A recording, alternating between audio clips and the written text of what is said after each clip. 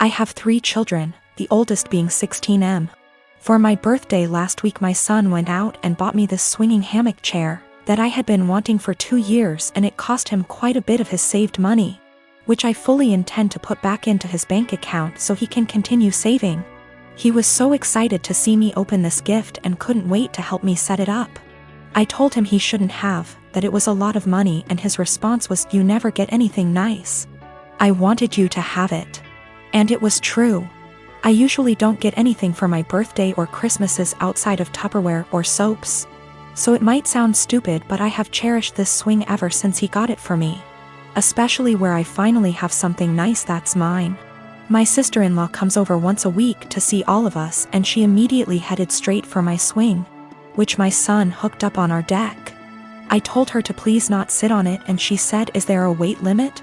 So I told her yes, 250 pounds, and I even showed her the box to confirm. She was not upset about this. She just said, "That's a bummer. They need to make something capable of holding us big girls." I simply agreed with her and went about my business. At this point my husband shows up from work. When I went inside to grab us some drinks, her and my husband are talking on the porch, and not even 5 minutes later I hear a loud crash. I go out, and sure enough she had sat in my swing, and the crochet netting around the hook snapped on one side, causing her to fall right on her ass. She is sitting there laughing, gets up and says, "I guess I need to learn to listen." So I lost it.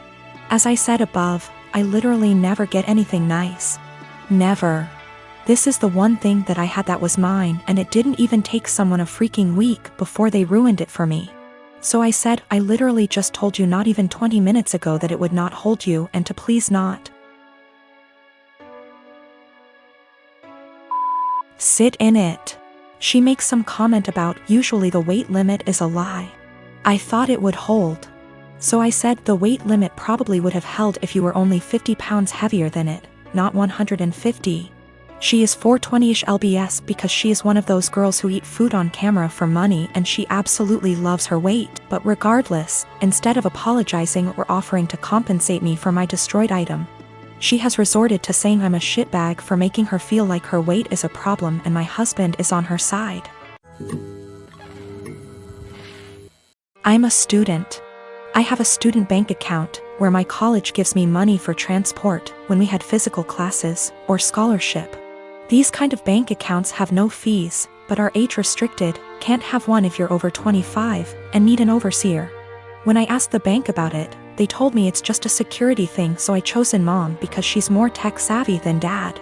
Well, through some incredible luck I managed to get only top grades last year, so I was awarded a study scholarship. Great! I've been saving it up, looking forward to Worldwide Black Friday, eyeing an amazing drawing tablet. I do digital art on very old intros. The tablet I was eyeing is as big as my monitor. Is a display one and all around amazing. Black Friday rolls in, and Amazon, closest to me, has it in stock at an amazing price. A price I could afford. I was so damn happy, I ordered it. Then I got a notice that the bank refused the card. I emailed Amazon, their customer service is so fast, and we went over the card details and such, making sure it was all right. It was, and they advised me to call my bank. It was odd, I had bought things online in the past with this card and it went through. I had enough money for it, even extra, so I thought maybe they had technical difficulties. But it was too late in the day to call, and they don't work weekends, so I left an email. Only to find out today that for big transactions they ask for agreement from the overseer, and that mine canceled the transfer. I was like, WTF, and confronted mom about it, who throughout the weekend acted oblivious. And she told me that of course she couldn't let me throw money on something I don't need, and that I wouldn't have money for Christmas presents if I bought that. Then she had the audacity to ask me what I was planning to get my family this year. I told her that they won't get anything more than a bread shadow from me, and I went to my room and cried on the carpet.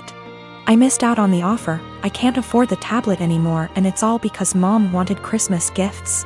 And no, I won't get her anything. Last year she got me a blouse too small for me that she later took for herself. She can gift herself this year too. Bread shadow, expression for nothing in my language. I'm going to make dad the overseer and also open an account at another bank, a normal one, and transfer the money in small amounts to that one so I don't bother dad with it. Also considering asking him just to be for form and the app to be on my phone so I'll be my own overseer. I am an adult in my country, I'm 20, going to be 21 in April. The law asks my parents to support me until I finish my studies or at least until I'm 26. But I plan on moving out sooner. I'll do gift my sister and dad, they have nothing to do with the incident and I love them lots. I love mom too but can't put up with her attitude any longer. Regarding what I'll give her, not sure yet. She didn't react like that because she got me the tablet already, it's not her character to get me something she can't use. Regarding the gift dad's planning on and which she'll claim is from both of them. Dad is going to build a bigger enclosure for my lizard. I may wrap my lizard's old branches nice and give those to mom, as per Christmas traditions regarding naughty kids. And she doesn't like my scaly boy at all so double points I goose. People saying that a drawing tablet is useless. But the question was if I was an A for the way I reacted and my decision to not give her a gift anymore. As it's my money I literally can do whatever I wish with it and a display drawing tablet is incredibly useful for an aspiring digital artist as myself. I don't have a problem with the idea of parents who stay home with their kids. It's not like that. I get that childcare is expensive, and that oftentimes it just makes sense.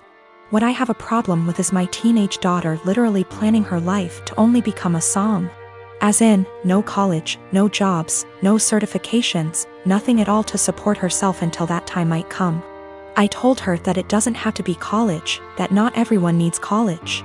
But that she needs to do something to start making money to put away so that, if anything goes wrong with her plan, she has a way to support herself and the potential kids.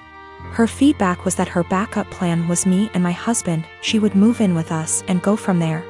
We would help them survive. I told her then, what happens if we die, or we're incapacitated? She said, I don't know, Mom, this is ridiculous, none of it is going to happen. I told her bluntly that I don't want her becoming Nancy Botwin 2.0, that if something happens, she needs to have a backup plan and something behind her other than relying on other people. I emphasize that again, it does not need to be college. She can start working retail to learn customer service skills that she can carry on to doing call center work from home if need be. She can start working as a receptionist somewhere, she can do any number of things. But she says no, she's going to plan to be a som. With that all in mind, I asked her, when she graduates high school, what is she going to do? She said, just try to find a husband. Maybe marry someone in the military. I asked her again, in between that time, how is she going to pay her bills? Her rent? She said she assumed she would be living at home. I told her no, and that she would be moving out. She could live at home if she gets a job or tries to get some kind of community college degree or certification. But that if she insists on being a deadbeat loser and waiting for a man to come and rescue her, she's on her own. This didn't go over well, and I am now being held up as totally unreasonable, mean, etc. I don't think I'm wrong at all. I want to set her up for a lifetime of success and happiness. If this wonderful man who comes and whisks her away, knocks her up, etc., gets injured or dies, I don't want to have her come knocking at our door because she can't afford to take care of herself. I am 25 years old, my brother is 22. He lives with me since he moved out of our parents' house, reasons are irrelevant. I came home to find him with his buddies in my home, getting wasted. I was pissed because he never asked if he could have people over. I'm an adult OP, I can do what I want. Apparently he and his friends were throwing a bullet-dodged party. He had been seeing this girl for a bit. She texted him letting him know that she was pregnant, but planning to abort the baby. She asked if he could financially help her pay for the operation. He blocked her. I was horrified. Apparently he and his brilliant friends decided that she had lied about taking birth control, because it's impossible for women to get pregnant if they're on the pill. I was completely disgusted not only by their ignorance towards birth control and safe sex, but by the fact that he would block a girl and leave her completely on her own to handle a problem that he was at least 50% responsible for. I told him, in these exact words, pack your shit and get the out. Obviously more than this has happened in the past. But this was my breaking point. I had tried so hard to bend over backwards for my baby brother. House him when he was homeless, help him get a job, give him rides, only for him to turn out like that? Nope. So anyways, he and his friends stood there like they didn't think I was serious. I said again, all of you get the out. I don't want to see any of you here again. I told him in no uncertain terms that he needed to collect his things and leave. If he was old enough to make big boy decisions, he was old enough to find a place on his own. He straight up said no. So I lost my temper. I grabbed as much of his stuff as I could, crammed it into a suitcase, and put / through the suitcase outside. I shouted that if he didn't leave I would call the police. Fast forward tears and begging, he was finally out. That night I got several messages that I was heartless for making him homeless. The pregnancy wasn't his fault because, 1, it was an accident. 2, they weren't a serious couple so he has no reason to help her. 3, she should have been more careful. I called bull, and said I would never allow someone with that sick mindset live under my roof. I said that he is not my brother and I don't want anything to do with him. My parents, my aunts, and some cousins are with me, but that leaves about 3 / 4 of the family against me.